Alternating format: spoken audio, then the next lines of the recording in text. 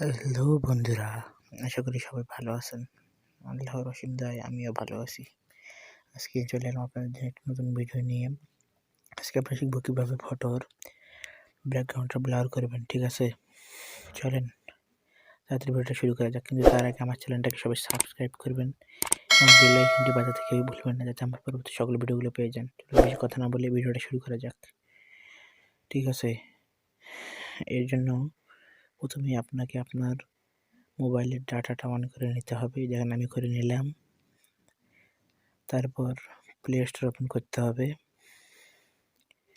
Play store open করার পর উপরে সার্চ বারে ক্লিক করবেন। উপরে সার্চ বারে ক্লিক করার পর দেখেন নিচে লেখা আসবে পিএনজি। আমি লিখলাম যে উপরে সার্চ বারে লিখবেন পিএনজি ফটো মেকার। ঠিক আছে, পিএনজি ফটো মেকার লেখার পর দেখেন এই যে নিচের দিকে ব্যাকগ্রাউন্ড ইরেজার নামেও একটা অ্যাপ আসবে।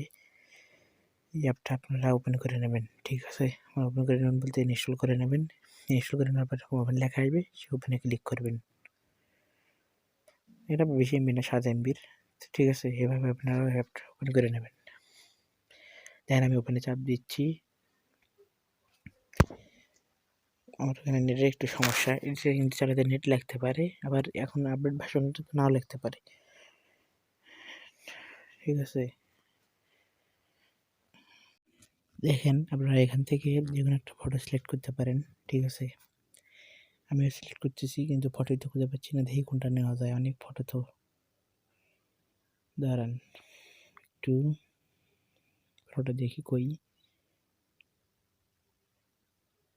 আমরা এক কাজ করি, ঠিক আছে, না এটা ভুলে গেল নেওয়া, এটা কেন নিলাম, সরি, কিছু মনে করবেন না। তারপর দাঁড়ান কই, চলুন আমরা আমার লোগোটাই সিলেক্ট করলাম। ঠিক আছে, লোগোটা সিলেক্ট করার পর আপনার যতটুকু লাগে সেরকম ক্রপ করে কাটিয়ে নেবেন।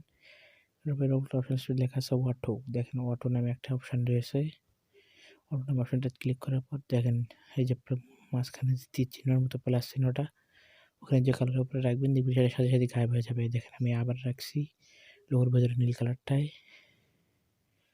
এই দেখেন পিএনজির মতো হয়ে গেছে, পিএনজির মতো হয়ে গেছে, ব্যাকগ্রাউন্ড একদম চেঞ্জ হয়ে গেছে।